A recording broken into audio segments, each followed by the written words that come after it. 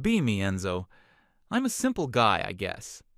For the last 5 or so years, my life has followed a very predictable, very stable pattern. Wake up, commute, work, commute, eat, sleep, repeat. It's not glamorous, but it pays the bills and I'm damn good at what I do. My job is technical, detail-oriented. It requires focus. So I've cultivated an environment for myself that allows for maximum focus. My desk is in a corner, clean, with only the essentials. I'm usually the first one in the office, around 7:30 a.m. The first thing I do is put on my noise-canceling headphones. It's not about being antisocial. It's about creating a bubble where I can just get into the zone and code or design or whatever the main task of the day is. For hours, the only thing that exists is my screen, my keyboard, and the instrumental tracks playing in my ears. It's my version of peace. My colleagues get it. They know if they need me. A quick email or a tap on the shoulder is all it takes. I'll take off the headphones, solve the problem, and then dive right back in. No drama, no office politics, just pure, unadulterated productivity. The boss, an old-school guy who cares about results and nothing else, loves me for it. He once said that my output is worth 3 of anyone else's, and he doesn't care if I do it standing on my head, as long as it gets done. That's the kind of arrangement that works for me. Our team was a well-oiled machine. A few quiet guys like me, a couple of more sociable dudes who handle the client-facing stuff, and a few women who are just as professional and focused. We all had our roles, and we respected each other's space. The atmosphere was professional, quiet, and efficient. Then Violeta joined. I think it was sometime in the fall when the weather was starting to turn. The announcement came in a Monday morning email. Please welcome Violeta to the team. She was a transfer from another department, one that was known more for its, let's call it, ideological zeal than its actual output. Her first day, she made her presence known. While the rest of us had maybe a family photo or a company mug on our desks, hers was immediately covered in stickers and posters with slogans. I didn't read them closely, but you could get the gist from a distance. Lots of fists and aggressive-looking fonts. The first change was the noise level. Violeta was a talker. She didn't seem to have an inside voice. Every conversation was a performance, every opinion a declaration.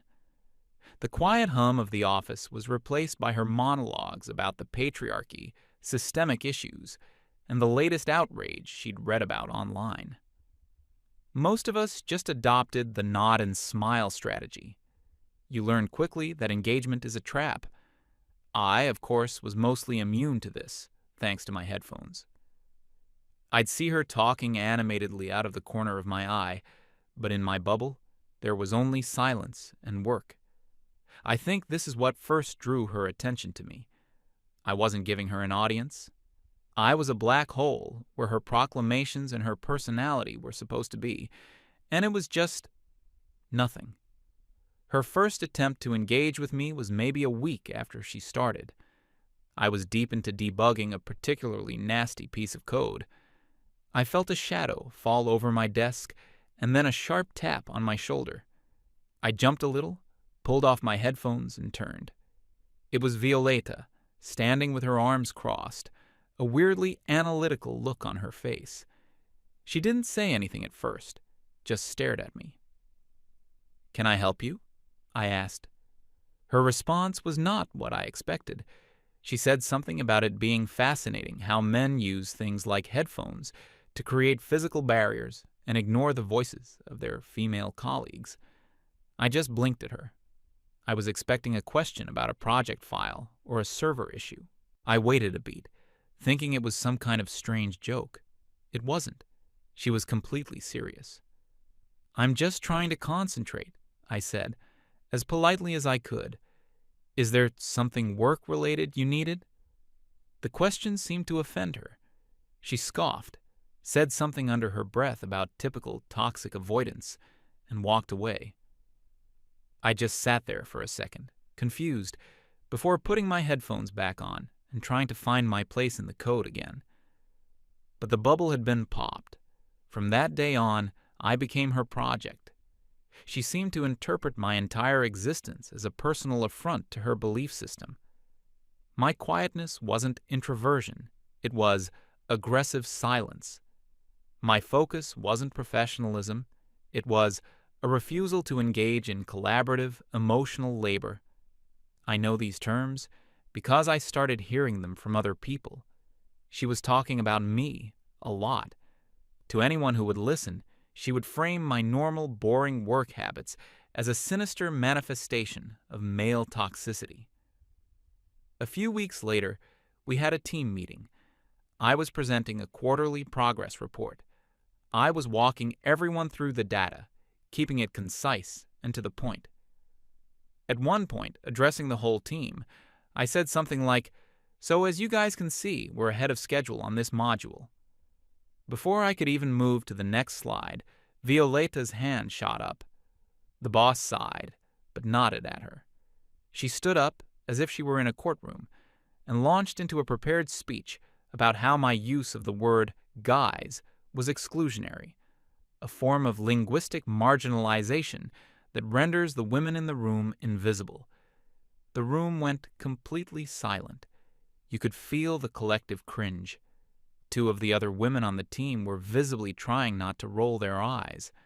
I just stood there, holding the remote for the projector, not sure how to respond. Thankfully, the boss stepped in. He didn't even look at her. He just looked at me and said, "Enzo, please continue with your report on the project's excellent progress." The emphasis he put on excellent progress was not subtle. It was a clear message. Results matter. Your performance art does not. Violeta sat down, fuming. For the rest of the meeting, she stared daggers at me. Her campaign against me escalated after that. She started trying to create situations where my lack of reaction could be framed as a deliberate, hostile act. The most bizarre incident was with the coffee. I was at my desk, in the zone as usual. She walked past, carrying a full mug. As she got right next to my chair, she made this exaggerated whoops sound and accidentally sloshed half of her coffee onto the floor, just inches from my feet and my computer bag. It was so obviously deliberate. She then stood there, looking at me, clearly expecting me to leap up, apologize for her clumsiness, and start cleaning it up for her. I think in her mind, if I did, it would prove men are conditioned to serve. If I didn't, it would prove I was a callous, unhelpful misogynist, a perfect catch-22. I chose option 3. I looked down at the puddle on the floor. I looked at her. Then I calmly rolled my chair a few feet to the side to avoid the spill and went right back to my work. I didn't say a word. I didn't change my expression. Her plan depended on my reaction. By giving her none, I diffused the entire situation. Her face went through about 5 different emotions at once, ending on pure rage. She muttered something and stormed off towards the kitchen to get paper towels. A colleague who sat across from me caught my eye a few minutes later and just gave me this small, almost imperceptible nod of respect. It felt like a small victory, but it also made me uneasy. This wasn't normal workplace friction. This felt like a crusade. She was trying to build a narrative about me, piece by piece. She would try to corner me in the break room, asking leading questions about my views on social issues. My answers were always the same: brief, neutral, and non-committal. I don't really follow that, or I'm not much of a politics guy. Each non-answer seemed to fuel her conviction that I was hiding some kind of monstrous secret prejudice. To her, a lack of a stated opinion was an admission of guilt. It got to the point where I started eating lunch at my desk, just to avoid the potential for these ambushes. Of course, she later framed this as me being so antisocial he can't even eat in the presence of a strong woman. The atmosphere in the office was becoming tense. People were starting to walk on eggshells around her. Projects were being delayed because team members were afraid to voice opinions that might be misconstrued. She would critique everything through her ideological lens. A project timeline was aggressive and patriarchal. A font choice in a presentation was problematic. Productivity, the one thing our boss cared about, started to dip. And all the while, her focus remained on me, the silent, non-compliant symbol of everything she was fighting against. I just kept my head down. I kept working. I figured, my work speaks for itself. My professionalism is my shield. As long as I do my job perfectly and give her absolutely nothing to work with, I'm safe. That was my mistake. I underestimated her creativity. When you can't find a monster, you can just create one out of thin air. The final phase began subtly. I noticed she was watching me more. Not in an overt, confrontational way anymore, but from a distance. I'd look up from my screen and see her staring at me over the top of her monitor. She started carrying a little notebook around, and she'd scribble in it after any interaction involving me, no matter how minor. If a colleague asked me for help, and I spent 5 minutes at their desk, she'd write it down. If I was 5 minutes late back from lunch, she'd write it down. It was unnerving, to say the least. I felt like I was being documented for a trial I didn't even know I was a part of. The other colleagues noticed too. The mood shifted from annoyance at her to a kind of quiet pity for me. They knew what was happening, but nobody wanted to be the one to step in and become her next target. I can't blame them. Corporate environments are all about self-preservation. And then the email arrived. It was a Tuesday afternoon, I think. The subject line was bland and corporate. Meeting invitation, a discussion on workplace environment. It was from the head of HR. My boss was CC'd, and so was Violeta. My stomach dropped. I knew instantly what this was. This was it, the culmination of her entire campaign. I spent the next hour before the meeting in a cold sweat. I went over every interaction in my head. Had I ever said anything even remotely inappropriate? Had I ever lost my cool? No. I had been a gray rock, a boring, professional, emotionless wall. But I knew that didn't matter. In the modern corporate world, the accusation is often the conviction. The process is the punishment. I walked into the conference room right on time. They were all there already. The HR manager, a woman who always looked stressed. My boss, looking impatient and annoyed at having his time wasted. And Violeta. She was sitting opposite the door, and she had this look on her face. It wasn't triumphant or smug, not exactly. It was a look of serene, righteous certainty. In her mind, she was about to do something noble and just. She was about to slay the dragon. I was the dragon. I sat down, and the HR manager started the meeting. She pulled out a folder. It was thick. She started talking in that careful, sanitized HR speak. She explained that a formal complaint had been filed regarding my behavior. She said the company takes all such allegations with the utmost seriousness. Then, she started to read from the complaint. It was a masterpiece of fiction. According to the document, I was guilty of a sustained campaign of psychological intimidation. My focused work and use of headphones were described as a deliberate tactic of exclusion and creating an audibly hostile environment. My refusal to engage in her baited conversations was a clear example of patriarchal stonewalling. The coffee incident was twisted into me callously ignoring a female colleague in a moment of distress, thereby reinforcing gendered power dynamics. It went on and on. Every mundane non-event of the past few months had been meticulously documented and twisted through her ideological funhouse mirror until it came out looking monstrous. She had even listed specific dates and times for my infractions. On October 5th, at approximately 2:15 p.m., Enzo stared at me for a full 3 seconds with a hostile expression after I asked a work-related question. I didn't even know what she was talking about. I probably just had a bug in my code I was thinking about.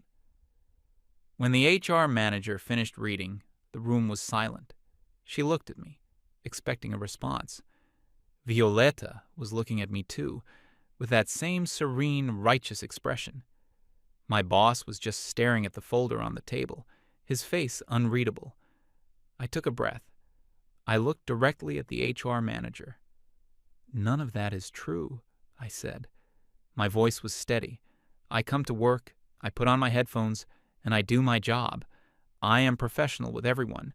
I have never intimidated or been hostile to anyone in this office." Violeta jumped in immediately. She said that my denial was predictable, that men are conditioned to not even see their own toxicity. She claimed she felt unsafe every time she had to walk past my desk. She even managed to squeeze out a few tears, talking about how she was only speaking up for all the other women who were too afraid to. It was a hell of a performance. The HR manager was nodding along sympathetically, scribbling notes. I could see where this was going. A formal warning on my record, mandatory sensitivity training, a black mark on my career that would follow me forever. I felt this sense of utter powerlessness. My years of hard work, my reputation for being the reliable, drama-free guy, all about to be incinerated by a complete fabrication. The HR manager closed her folder and turned to my boss. She started talking about the next steps, mediation sessions, a formal investigation that could take weeks, maybe even moving my desk to create a safer space. I was just about to give up. And then my boss, who had been completely silent for the entire meeting, finally spoke. He held up a hand, and the HR manager stopped talking instantly. He didn't look at me. He didn't look at the HR manager. He looked directly at Violeta. "This is a very serious set of accusations," he said, his voice flat and cold. "And I, like this company, take them very seriously." Violeta nodded, a small, confident smile playing on her lips. She thought he was on her side. He continued, "The problem is, right now, all I have are words. Your story and Enzo's story. And frankly, words are cheap." He leaned forward, resting his elbows on the table. "Fortunately, I don't have to rely on words. This company spent a fortune last year upgrading our security system. We have high-definition cameras with audio recording covering every single inch of that office, except for the bathrooms." He turned his gaze to the HR manager. "So here's what we're going to do. We're going to end this meeting right now. Then we're all going to go to my office. I'm going to call security and have them pull the full, unedited recordings from the last 2 months, and we're going to sit there and watch." He looked back at Violeta. Her righteous smile had vanished. Her face had gone completely pale. "We're going to watch everything," he said, his voice dropping to an icy whisper. "Every conversation, every incident, every single thing you documented in that little book of yours. And we're going to see what the truth really is. Sound good?" The silence in that conference room was heavier than anything I've ever felt. Violeta looked like she had been tasered. The righteous certainty had completely evaporated, replaced by wide-eyed panic. She opened her mouth, then closed it. The HR manager looked back and forth between Violeta and the boss, her procedural world suddenly thrown into chaos. My boss didn't wait for a response. He stood up. "My office, 5 minutes." He walked out without another word. The walk from the conference room to his office was the longest 50 yards of my life. It wasn't a walk of shame, not for me anyway. It was something else. Violeta was practically stumbling. She was muttering to herself, something about policy and a right to privacy. The HR manager was trying to keep up, whispering about protocol and the need for a more structured approach. I just walked. For the first time in months, the dread in the pit of my stomach was being replaced by something else. A tiny, fragile flicker of hope. The boss's office was large and intimidating, with a big oak desk and a leather couch against one wall. On the credenza behind his desk, was a massive monitor, usually displaying market trends or project dashboards. Right now, it was blank. We all filed in. He pointed to the couch for Violeta and the HR manager. He pointed to a chair next to his desk for me. It felt like being seated for a jury trial. He sat down, picked up his phone, and hit a speed dial button. "Security," he said into the receiver. "It's me. I need the full video and audio archives for the main office floor, Section 4. Pull everything from the 1st of September until today. I want it patched through to my office monitor, now." There was a pause. He listened for a second, his eyes fixed on Violeta. "No, not a highlights reel. Everything. And I want a time-stamped log of all files accessed. Yes, I'm aware of the policy. My authority overrides it. Get it done." He hung up the phone. Violeta found her voice. It was shaky. She started talking about how this was an intimidation tactic, that reviewing footage without a specific pre-approved cause was a violation of corporate ethics. The HR manager chimed in, weakly, about needing to consult the employee handbook on surveillance. The boss just held up his hand again. "A formal complaint of sustained psychological harassment and the creation of a hostile work environment is my cause," he said, his voice dangerously calm. "This is no longer an HR issue about hurt feelings. This is a fact-finding investigation, and I am finding the facts." The huge monitor flickered to life. A login screen appeared, then a complex-looking interface with a grid of camera feeds. A security tech's voice came through the desk phone's speaker, confirming the feed was live and asking for instructions. "Let's start with the complaint," the boss said, picking up the thick folder Violeta had prepared. He opened it to the first page. Allegation 1. A pattern of deliberate exclusion. Date, September 14th. Time, approximately 10 a.m. Violeta claims she attempted to engage Enzo in a collaborative dialogue, and he used his headphones to aggressively dismiss her. He relayed the date and time to the security tech.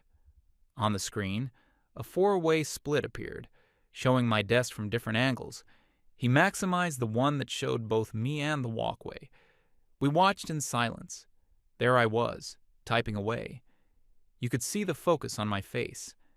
Then, Violeta appears on screen. She walks up, stands there for a full 10 seconds while I'm clearly in the middle of something, and then taps me hard on the shoulder. The audio kicked in. It was crystal clear. Her voice, fascinating how men use things like headphones to create physical barriers. My voice, calm, not even annoyed. "Can I help you?" Her voice dripping with disdain. My voice still polite. "I'm just trying to concentrate. Is there something work-related you needed?" Her scoff was audible. Then her muttering about toxic avoidance as she walked away. The boss let the video play for another 30 seconds, showing me just shaking my head slightly before refocusing on my work. He looked at Violeta. "Your version of events seems to differ from the recording," he said flatly. "Let's move on." The color was draining from Violeta's face. The HR manager had stopped taking notes. Next, allegation of public shaming through exclusionary language. Team meeting, October 3rd. He gave the new date to the tech.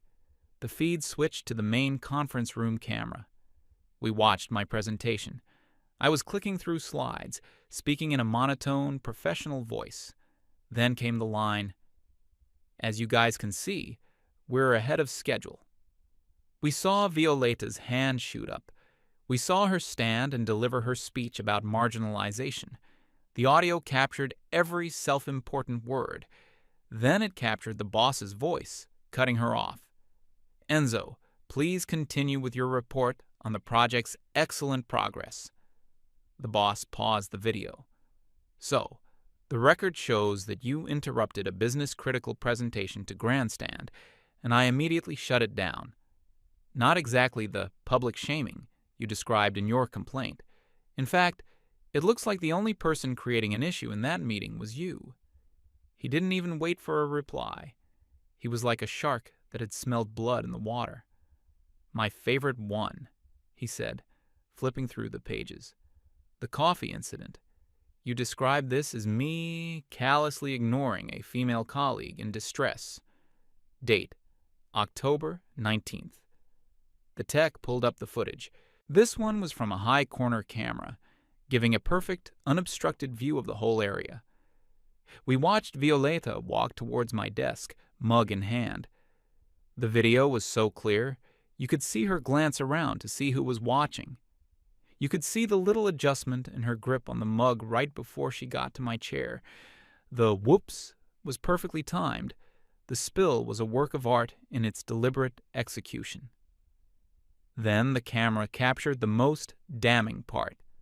Her standing there, staring at me, her expression a mixture of expectation and challenge. We watched my reaction, or rather, my lack of one. I looked down. I looked at her. I rolled my chair away. I went back to work. The footage showed her face contort in frustration and anger before she stormed off. In distress, the boss repeated, his voice laced with sarcasm. It seems the only thing in distress was your plan to create a scene. Violeta was shrinking into the couch. She looked physically smaller than she had an hour ago. She was staring at the floor, refusing to look at the screen. The HR manager just looked sick. She was witnessing the complete implosion of a textbook case she'd been ready to prosecute. Now for the more vague claims, the boss continued, his tone getting colder. The sustained campaign of hostile stares and intimidation. You listed multiple dates where you felt watched and threatened by Enzo. He picked a date at random from her list, November 2nd, 3:30 p.m. The tech pulled it up. It was just me, at my desk, working. At the specified timestamp, I leaned back in my chair and looked up at the ceiling for a few seconds, clearly thinking. Then I leaned forward and started typing again. My gaze hadn't even gone in her direction. The boss had the tech pull up another date from the list, and another. It was all the same. Me working, me thinking, me staring into space as I worked through a problem in my head. Never once was I looking at her. But the cameras did show something else. They showed her, constantly, looking at me, watching me over her monitor, and we saw the little notebook. We watched as she would see me talk to a colleague, and then immediately look down and start scribbling in her book. We watched as she saw me leave for lunch, and she would check her watch and write something down. The boss paused the feed on a clear shot of her, peering at me over her screen, notebook in hand. The camera footage does show a sustained campaign of someone watching someone else, he said, but the roles appear to be reversed. He had saved the best for last. Finally, he said, closing the folder and tossing it onto his desk with a thud. Let's just get a general sense of an average workday. Security, show me a time-lapse of both Enzo's and Violeta's workstations from the last month, side by side. The screen split in two. On the left was my desk. On the right was hers. The tech sped up the footage. Days and nights flew by in minutes. The left screen was a picture of static diligence. My image was a blur of focused activity, hands on the keyboard, only leaving the desk for brief, necessary trips. The right screen was a comedy of inactivity. Her image was a whirlwind of everything but work. She was seen wandering to other desks for long chats. She was on her phone constantly. There were long stretches where her chair was just empty. It was the most brutal, objective, and undeniable performance review I have ever seen. The time-lapse finished. The screen went back to the live feed of the empty office. The silence that followed was absolute. The boss let it hang in the air for a long time. Then, he turned in his chair and faced Violeta directly. So, he began, his voice dangerously soft. Let me summarize what I've just spent the last hour of my life witnessing. I saw an employee, Enzo, who comes to work, focuses, and produces high-quality results. He bothers no one and responds professionally when bothered. And I saw another employee, you, who appears to do very little actual work. Instead, you spend your time trying to provoke a reaction from a colleague, documenting his every move like a stalker, and then fabricating a series of malicious, career-damaging lies to be filed with HR. He leaned forward. You did not come here with a grievance. You came here with a weapon. You tried to use this company's policies, which are designed to protect actual victims, as a tool to destroy a man's reputation because you didn't like his personality. You are the toxic element in this office. You are the source of the hostile environment. He stood up. Violeta, you are fired, effective immediately. She finally looked up, her face a mess of disbelief and panic. She started to stammer something about wrongful termination, about getting a lawyer. Go right ahead, the boss said, gesturing to the monitor. I'll be happy to provide your lawyer with a copy of these recordings. I'm sure they'll find it very educational. Security is on its way up. They will escort you to your desk to collect your personal belongings, and then they will escort you out of the building. You have 5 minutes. As if on cue, there was a sharp knock on the door. 2 uniformed security guards came in. The HR manager looked like she was going to be sick. This was a train wreck of epic proportions for her department. Violeta just sat there, frozen. One of the guards had to gently ask her to stand up. They walked her out of the office. She didn't look back. The door clicked shut, and it was just me, the boss, and the deeply shaken HR manager. The boss sat back down and let out a long, heavy sigh. He looked at me. There was no praise, no big speech. That wasn't his style. He just nodded once, a look of grim respect in his eyes. Sorry you had to go through that, Enzo, he said. Get back to work. I nodded back. Thank you, sir. I stood up and left his office. As I walked back onto the main floor, I saw it. Violeta was at her desk, frantically throwing her slogan-covered mugs and personal items into a cardboard box. The 2 security guards stood behind her, silently, arms crossed. Everyone else in the office was pretending to work, but no one was. The silence was electric. Everyone was watching. Everyone knew. I walked back to my corner desk. I sat down. I looked at my screen, at the lines of code I had been working on before my life was interrupted. I took my headphones, wiped them clean with my sleeve, and settled them over my ears. I hit play. The familiar instrumental music filled my head. The bubble was restored. The world outside, with all its noise and its drama, faded away. It was just me, the screen, and the work. And it was peaceful.